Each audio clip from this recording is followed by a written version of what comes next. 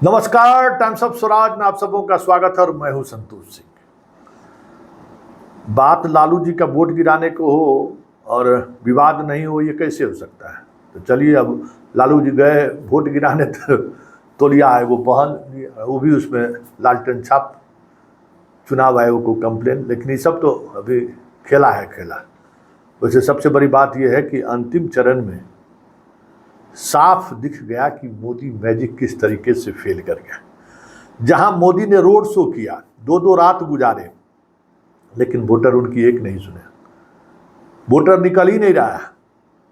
लाला जी लोग सिर्फ दावा करते हैं कि ये सीट हमारी है, हम 8 लाख 9 लाख वोटर हैं, लेकिन शहर में वोट देने के लिए किसी बूथ पर दिखाई नहीं दे रहे। अब बताइए, इसमें कैसे सीट की दावेदारी होगी? और पटना साहिब में जीत हार तो तय ही है, लेकिन इतना तय मानिए कि जो पिछले का रिकॉर्ड था ना जीतने का, वो रिकॉर्ड तो छोड़ दीजिए। जिस तरीके से लोगों ने नकारा है, मतलब ग्रामीण इलाकों में भी जो सवर्ण डोमिनेट वाला जो गांव है, फतुहा के आगे निकल जाइए, लोग वोट गिराने नहीं गए हैं।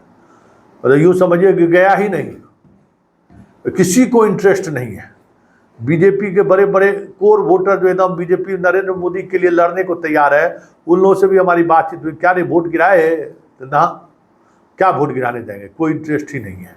गांव का सुबह से बूथ खाली है। तो इस तरीके की चीज़ें हो रही हैं। और पटना प्रशासन ने जो है सो ई रिक्शा फ्री कर दिया, गाड़ी से चढ़ के आप बूथ पर जाकर अपना वोट गिरा सकते हैं। वोट गिराने वाले को रेस्टोरेंट वाले ने विशेष ऑफर घोषित किया है, फिर भी लोग वोट देने को तैयार नहीं है, बाहर निकलने को तैयार नहीं है। अब बहुत सारे ऐसे लोग भी हैं जो आज और कल 2 दिन छुट्टी है, तो वो कल ही रात को पटना छोड़कर चले गए। अधिकांश परिवार तो ऐसे हैं जो बढ़िया मौका मिला 2 दिन छुट्टी का तो टूर पर चले गए। ये भी चीज़ें हैं, ये भी चीज़ें साफ दिख रही हैं कि चुनाव को लेकर कितने इंटरेस्टेड हैं। लेकिन इन सब से इतर सिर्फ पाटली यही नहीं, पटना साहिब में ही लोग नहीं निकले हैं। पाटलिपुत्रा में तो अब लग रहा है कि मीसा इस बार कका को, मतलब चाचा जी को, मेहंदी लगा ही देंगे, या यूँ कहें हल्दी लगा ही देंगे। हालात कमोबेश उसी दिशा की तरफ चल रही है, और क्योंकि सबसे क्लोज फाइट उस बार भी था, लेकिन इस बार परिस्थिति पूरी तौर पर बदलती हुई दिख रही है। भाई वीरेंद्र और दानापुर विधायक को लेकर कुछ चर्चाएं चल रही हैं, लेकिन इन सब के बावजूद भी जो आम वोटर है, वो आम वोटर मीसा के साथ खड़े ही है। ये कई मतदान केंद्रों पर साफ देखने को मिला है। वोट का डिवीज़न जिस तरीके से हो रहा है, वो डिवीज़न कहीं न कहीं राम कृपाल को भारी पड़ सकता है। और 10 साल का इनकम्बेंसी भी है, कई तरह के लगातार आप सांसद हैं तो उसके खिलाफ एक माहौल रहता है, वो भी है। तो इस बार जो 8 सीटों पर जो चुनाव हो रहा है, उसमें 3 सीट साफ दिख रहा है, पाटलिपुत्रा, जहानाबाद और काराकाट एनडीए लूज कर गई है, या लूज करने की स्थिति में है। वहाँ महिला वोटर भी उस तरीके से बाहर नहीं निकल रही है, ये भी साफ दिख रहा है। आरा में नीतीश के वोटर पर सबसे ज़्यादा कह सकते हैं कि जीत हार का मार्जिन तय करेगा, क्योंकि वहाँ एक अलग तरीके की नैरेटिव सेट करने की कोशिश हुई है भाकपा माले उम्मीदवार के द्वारा, लेकिन वो नीतीश का वोटर बैलेंस कर रहा है।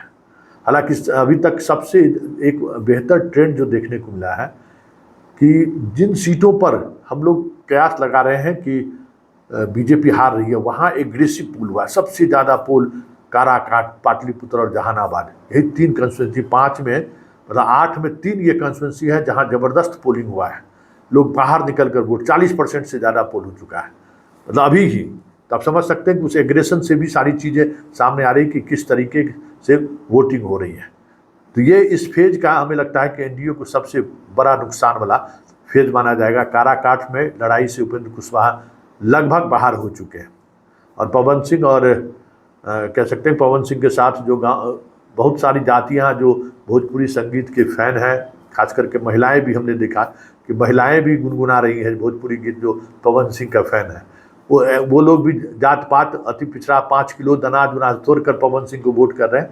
लड़ाई से उपेंद्र कुशवाहा साफ बाहर दिख रहे हैं। सासाराम में बीजेपी को एज मिलता हुआ दिख रहा है। काराकाट की बात हम कह ही रहे हैं कि क्या स्थिति है। बाकी पाटलिपुत्रा में लगभग चीज़ें साफ हो चुकी हैं। पटना साहब में मार्जिन को लेकर शाम तक समझ आई कि मार्जिन को लेकर चीज़ें तय हो जाएगी कि लेकिन जितनी वोट से पिछले बार शत्रुघ्न सिन्हा को हराने में कामयाब हुए थे रविशंकर जी, इस बार वो कामयाबी मिलता हुआ नहीं दिख रहा है।